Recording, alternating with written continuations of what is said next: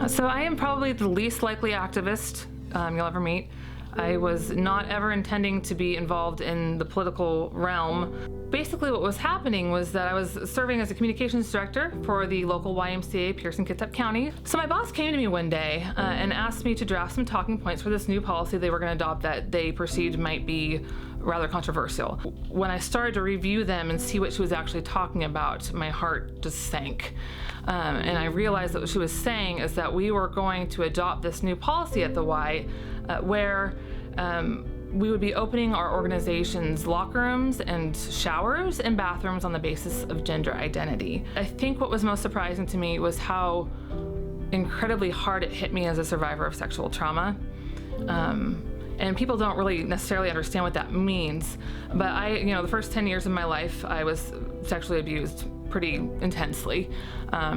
Often in a locker room, often in a shower situation, to the point where even as a college athlete who used locker rooms every day, I would still shower in my underwear. It was traumatic, and I worked really, really, really hard to relearn just what's normal and how to define my boundaries and to set unapologetic boundaries for my space and to just really value my own privacy and my dignity that way. Anyway, long story short, I said, no, this is not something we can do.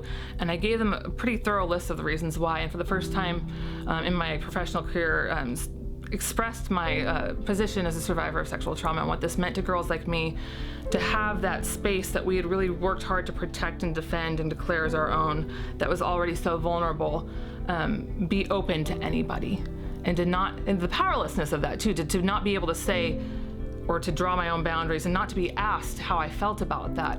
I felt like that was very violating, and I expressed all of this, and I was ultimately told that I was being closed-minded and this is the way society was going. And so I got fired. During that time, I wrote a blog about this in desperation in the middle of the night. I was so broken. I remember just falling on my face and praying, and I don't know what to do. I'm a single mom. And it ended up being that blog went viral. It got published by the Federalist. It was the best running piece of 2016. Not because it was so well written, it's because it was so well understood. I mean, my world has been steeped in this heart for women who've been broken that way.